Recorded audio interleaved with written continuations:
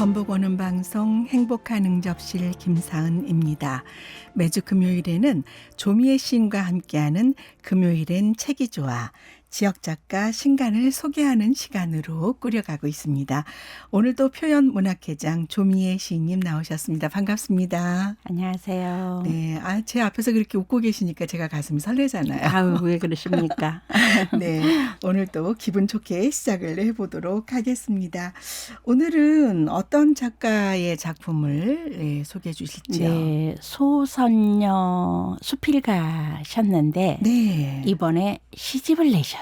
아, 네, 네. 네, 시집 제목이 두 배가 내게 올 무렵이라는 네. 시집을 내셨거든요. 네. 그래서 이 시집을 소개하고자 합니다. 네. 지난번에도 수필을 쓰시면서 시를 쓰시는 분들을 이제 몇 분 또 저희가 소개를 해드렸는데 네.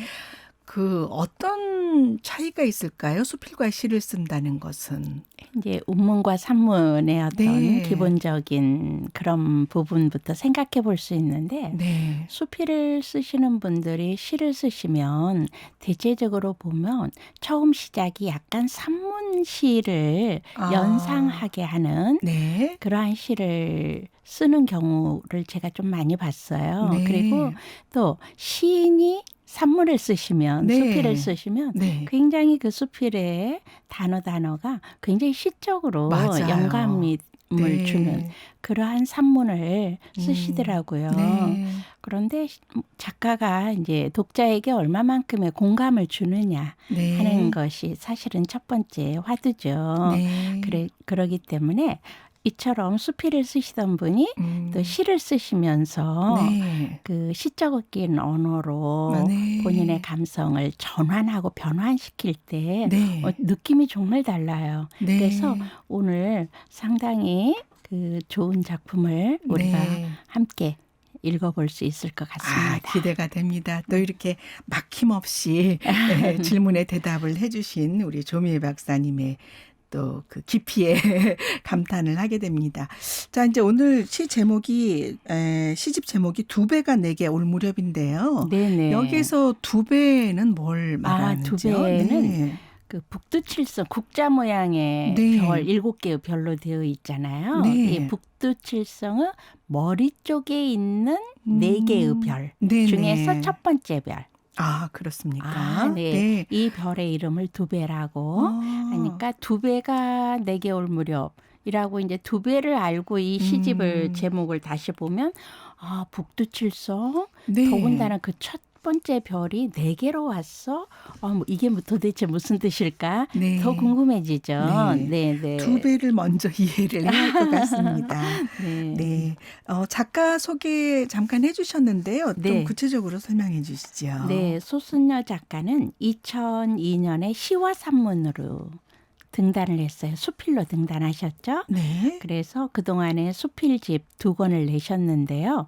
봄이면 밑둥에서 새순을 낸다. 그리고 푸나무의 노래 이렇게 네. 냈고 이번에 시집 두 배가 내게 올 무렵이라는 네. 시집을 냈어요. 네. 지금 그 전북 문학관의 상주 네. 작가로 네. 계시거든요. 네. 네. 문학관에 상주하시면서 이제 전라북도 문학에 대한 여러 사업들이나 네. 또 소개, 특히나 소선녀 작가가 전북의 여성 문인들에 대해서 네. 많이 인터뷰하고 네. 이제 그 부분을 또 신문에 소개도 하고 책으로도 엮고 이런 일들을 상주 작가로서 큰 일을 역할을 또 하고 있습니다. 네. 그 덕분에 저의 글도 몇 번 그러셨군요. 인연을 맺게 되었습니다. 네. 그런 일들을 해오셨군요. 이 네. 시간에 또 다시 한번 감사드립니다. 김제가 네. 고향이신 것 같아요. 네, 네. 올해 이제 지금도 김제에 살고 계시는데 네. 지평선 문학상도 받으셨고요. 네. 산후문학상, 신무문학상 등을 수상했습니다. 네. 우리 좀 사실 조미애 시인님이 늘 이렇게 얼굴에는 미소를 짓고 계시지만 굉장히 깐깐하신 분이잖아요. 글쓰기에 있어서. 그렇게 소문이 났습니다. 그런데 수필가로 활동하시다가 이번에 이제 첫 시집인데 두 배가 내게 올 무렵 또 그만한 네, 네. 우리가 또 같이 감상할 이유가 충분히 있을 거라는 생각이 들어서 기대가 됩니다. 네, 맞습니다. 네, 네. 네. 작가의 말 좀 들어보죠. 네. 소선녀 작가가 이렇게 말을 해요. 닿을 수 없어 더 반짝거리는 빛. 네. 이 부분을 제가 여러 번 읽어봤어요. 네. 그러면 소선녀 작가가 수필을 쓰시다가 이번에 처음 시집을 내시기 때문에 시에 대한 말씀이셨나? 라는 생각이 이제 1차적으로 들었고요. 네. 그 다음에 이제 두 번째는 두 배라고 하는, 이제 두 배가 내게 올 무렵이라고 해서 두 배라고 하는 별에 대해서 상당한 어떤 상징을 하고 있잖아요. 네. 그렇기 때문에 두 배가 가지고 있는 상징을 이렇게 표현하셨을까? 이런 생각도 해보고 네. 그랬습니다. 네. 굉장히 짤막하게 네. 시인의 말이라고 그렇군요. 이렇게 해서 네. 사실은 작품을 좀 들여다봐야 할 것 같습니다. 네. 굉장히 많은 걸 함축한 그런 네, 표현인 것 맞습니다. 같습니다. 네. 네, 궁금해지는데 우선 두 배가 내게 올 무렵부터 소개를 해주실까요? 두 배가 내게 올 무렵을 먼저 소개해 올리겠습니다. 상당한 그 앞부분은 산문적이에요. 제가 먼저 두 배가 내게 올 무렵 낭독해 보겠습니다. 두 배가 내게 올 무렵 소선녀 당신을 놓쳤다. 게르의 새벽문 박차고 나오다가 알아챘다. 이럴 수가. 북두칠성 첫 별 두 배가 처박히다니. 놀란 가슴 부여잡고 지평선 뒤척거리다가 가시넝쿨 쓸리다가 아차 해가 뜨고 말았다. 어쩌나 수레의 한귀가 무너졌으니 거기 탔던 은합물들 얼마나 허둥거렸을까. 나는 이 세상 바깥까지 긴 물줄기로 울어가리라. 몇 겁을 흘러 끝내 당신에게 닿으리라. 덜컹거릴 때마다 바들바들 떨리는 심장까지도 당신 곁에 앉히리라. 길고 긴 강물이 되어 당신 옷자락을 적시리라 했건만. 방향이 달라서 몇만 년 지나면 별자리 귀가 틀어진다던 소문도 스스로 달아 없어질 그 먼 광년 쫓아서 지금은 다시 해가 질 무렵. 네. 좀 길죠? 길기도 하지만 좀 어려워서 네. 네, 좀 해석을 듣고 싶습니다. 이제 저는 개인적으로는 일단 이 작가님의 무한한 상상력의 우주적 확장 네. 이 부분이 굉장히 좀 존경스러웠어요. 그러시죠. 네. 전부 4연으로 4개 연이에요. 네. 그런데 1, 2, 3년 특히나 1, 2년이 상당히 길어서 네. 산문 한 행을 길게 간 거죠. 네. 이렇게 해서 상당히 1년, 2년 하나의 연이 한 편의 짧은 시와 같다라는 그런 아하. 느낌을 받아요. 네, 그러네요. 그리고 이제 당신을 놓쳤다. 아차 해가 뜨고 말았다. 여기까지도 한 편의 시인 거예요. 네, 네, 네. 그리고 이제 맨 마지막 연은 딱 아주 짧게 네. 지금은 다시 해가 질 무렵 네. 이렇게 가고 있어요. 네. 그래서 이제 아마 그 두 배라고 하는 북두칠성 별이 네. 저도 한번 그런 경험을 한 적이 있었는데 몽골 초원의 네. 이야기가 뒷부분에 또 이렇게 시에 네. 나오거든요. 또 게르가 게르가 나오고 이러니까. 문을 박차고 나갔다니까 네. 그 지역적으로는 몽골이구나 하는 생각은 먼저 들게 그죠. 됩니다. 네. 나가 보면 초원이니까 네. 하늘에 있는 별들이 너무 어마어마하게 예뻐요. 네, 너무 어마어마하게 반짝거리고 크게 보이고 네, 또 가깝고요. 다 보이고 네. 가깝게 보이고 네. 그리고 멀리 지평선에 별이 이렇게 넘어가는 것까지도 다 느껴지잖아요. 그렇군요. 네, 네, 네. 그런데 아마 북두칠성이 그 지평선 끝부분에 네, 가서 걸린 것 같아요. 네, 두 배가 네. 이제 지금 꼴깍 가는 거예요. 그런 시점이 네. 생각이 나거든요. 네, 네, 네. 그래서 사실은 이 두 배가 내게 올 무렵이라는 이 시에 대해서 유성호 문학평론가가 이렇게 말을 했더라고요. 네. 이제 두 배는 이런 별인데 예. 시인은 그 두 배가 자신에게 다가온 순간 그걸 포착해가지고 그 과정을 누군가를 향한 어떤 사랑으로 끌어올렸다. 네. 이렇게 보고 있는 거예요. 네. 두 배가 지금 지평선에 이제 걸려서 이제 넘어가는 거예요. 네. 그런데 그걸 안타까워하고 그리고 누군가에 대한 사랑 안 돼. 이거 끌어와야 돼. 넘어가게 두면 안 되지. 이렇게 하면서 이어갔다는 걸로 지금 이연에 보면 그런 부분이 있거든요. 네. 바들바들 떨리는 심장까지도 이렇게 하면서 당신 곁에 앉히리라 이렇게 했거든요. 네네네. 그리고 이제 뭐 그 먼 광명까지도 다 쫓겠다는. 네. 그리고 지금은 다시 해가 질 무렵이에요. 해가 다시 져요. 네. 그럼 어떠겠어요? 북두칠성 다시 볼 수 있겠죠? 그러겠죠. 네. 네. 그리고 두 배가 지평선에 걸리기 전에 두 배를 만나야겠죠. 네. 네. 상당히 네. 뭐라 그럴까 어떤 서사적인 네. 그러한 그림이 그려지는 네, 그런 작품이 그러네요. 아닌가 싶습니다. 네, 네. 네.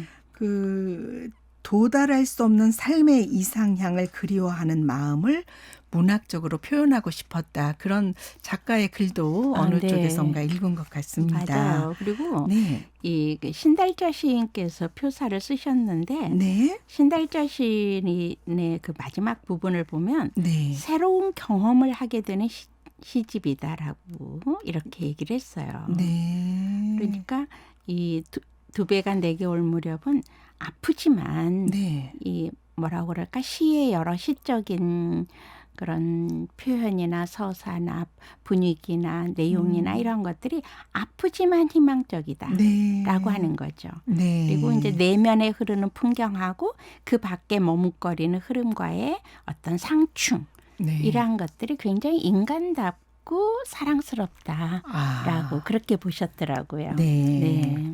그렇군요. 네. 또 공부를 하게 됩니다.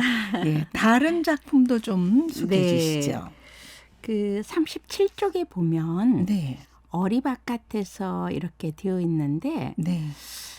이 시도 보면 전부에서 5개 연으로 돼 있어요. 5연으로. 네. 그런데 1, 2, 3, 4연이 한 행이 굉장히 긴 거예요. 네, 네. 네. 그래서 근데 대부분의 시들이 네, 이런 그렇게 구성을 하셨네요. 예, 이런 형식입니다. 네. 아하, 네. 네, 네, 네.